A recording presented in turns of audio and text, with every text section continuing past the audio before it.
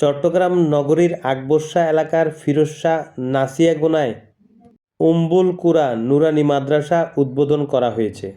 গতকাল বাদ আসর ফিতা কেটে মাদ্রাসাটি উদ্বোধন করা হয়। পরে এক আলোচনা সভা অনুষ্ঠিত হয়।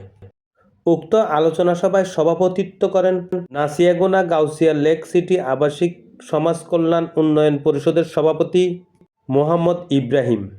প্রধান অতিথি হিসেবে উপস্থিত ছিলেন ৯ নং উত্তর পাহাড়তলী ওয়ার্ড বিএনপির যুগ্ম আহ্বায়ক মোহাম্মদ নূর বক্স মিলন, বিশেষ অতিথি ওয়ার্ড বিএনপির সদস্য মোহাম্মদ জাহাঙ্গীর আলম, ইঞ্জিনিয়ার রফিকুল্লাহ, মোহাম্মদ নুরনবী চৌধুরী, মোহাম্মদ আবুল হোসেন, মোহাম্মদ আবু তাহের, মোহাম্মদ গিয়াসউদ্দিন সুমন, যুবদল নেতা জাহাঙ্গীর আলম ছোটন, যুবদল নেতা মশিউর রহমান মিঠু, যুবদল নেতা মোহাম্মদ বাপ্পি রানা, মোহাম্মদ শফিউল্লাহ। অনুষ্ঠান শুরুতে কোরআন তেলাওয়াত করেন হাফেজ মোহাম্মদ সাদেক। সঞ্চালনায় ছিলেন মোহাম্মদ ফারুক। এ সময় বক্তারা দ্বীনি প্রতিষ্ঠানের খেজমতে সবাইকে এগিয়ে আসার আহ্বান জানান। অনুষ্ঠান শেষে বিশেষ মুনাজাত পরিচালনা করেন হাফেজ মাওলানা নজরুল ইসলাম। সাথে মসজিদ ছিল, এখন আমাদের বড় মসজিদ যেটা আছে ওইটাই। আর এই ফিরোজ সাথে কোনো মসজিদ মাদ্রাসা ছিল না। এখানে ওই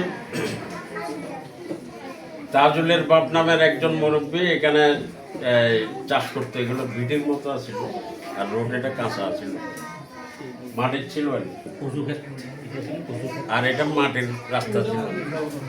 তো তখন আমাদের মুরব্বীরা নিজের পকেটের টাকা দিয়ে একটা সোনের ঘর তৈরি করেছে। ওখানে প্রথম হুজুরটার মুরব্বী, ওনার নাম ভুলে গেছি,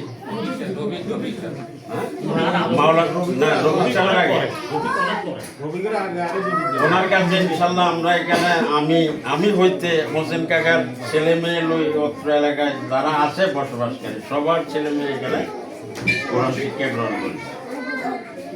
তো এই মাদ্রাসা প্রতিষ্ঠার সাথে যারা জড়িত আমাদের মুরব্বী অনেকে আমাদের মাঝে নাই।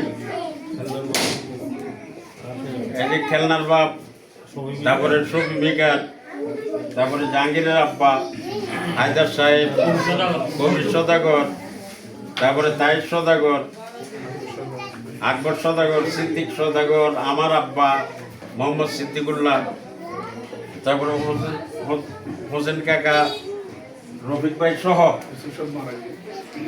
অনেক মুরব্বী এখনো জীবিত আছে, অনেকে মারা গেছে। যারা মারা গেছে আল্লাহ ওনাদেরকে ব্যস্ত নসিব করুক।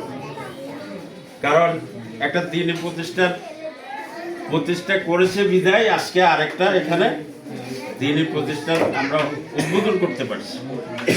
এই কারণে আল্লাহ রাব্বুল আলামিনের নিকট শুকরিয়া আদায় করছি। এবং আমাদের তো বয়স হয়ে গেছে, আমাদের এলাকার অনেক যুবক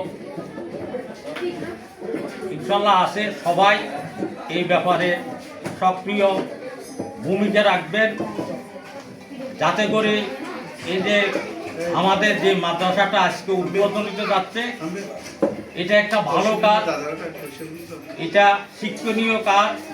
আমরা মুসলমান, আমাদের ধর্ম ইসলাম, এই প্রতিষ্ঠানটা আমাদের মুসলমানদের জন্য এটা দরকার। এটা বহুদিন আগে চতুর্পাশের ওয়ালটা করে রাখছে, কিন্তু নানান জাতীয় অসুবিধার কারণে উপরে ছানি যাওয়া যায় নাই, যার কারণে এটা কমপ্লিট হওয়ার পর থেকে এখানে এই এলাকাটা বিশেষ করে আলোকিত হয়ে গেছে। এখন আমাদের এই হুজুর দীর্ঘ প্রায় 30 বছর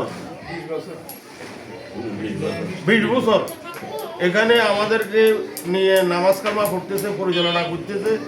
আলহামদুলিল্লাহ আমরা ওনার কর্মকাণ্ডে অত্যন্ত আনন্দিত। আপনারা যদি এই বিষয় এলাকাবাসী আমরা যারা আছি তারা যদি আমরা আজকে যে নুরানি মাদ্রাসা উদ্বোধন করা হচ্ছে, আমরা যদি সবাই সম্মিলিতভাবে প্রচেষ্টা যদি ওদেরকে আমরা সহযোগিতা করতে পারি, যার অর্থ আছে অর্থ দিল, যার সময় আছে সে শ্রম দিল। কারণ একটা প্রতিষ্ঠান তৈরি করতে গেলে প্রচুর পরিমাণ কষ্ট হয়, প্রাথমিক পর্যায়ে এটাকে দাঁড়া করতে গেলে প্রচুর পরিমাণ কষ্ট হয়, অর্থের কষ্ট আছে, অর্থ যোগ্যতা দেওয়া লাগে, শ্রম দেওয়া লাগে এবং বিভিন্ন দিক নির্দেশনা দেওয়া লাগে। দিক নির্দেশনা যদি দেওয়া না যায় তাহলে কিন্তু এই জিনিসটা আমরা অবশ্যই করতে পারবো না।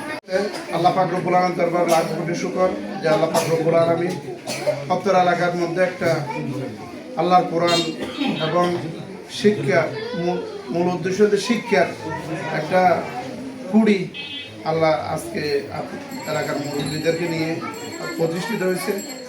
একমাত্র উদ্দেশ্য হচ্ছে আল্লাহকে রাজি খুশি করা, আর দ্বিতীয়ত হলে কি যা কিছু এই মাদ্রাসায় যা কিছু হবে অত্তর এলাকার যারা দুনিয়া থেকে চলে গেছে মৃত্যু ব্যক্তি যারা আছে এদের ইসলামে সব উদ্দেশ্য।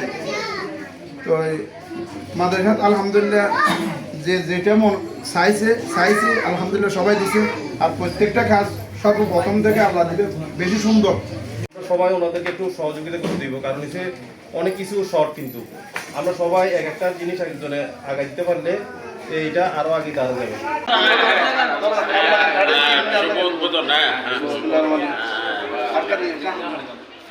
ধরেন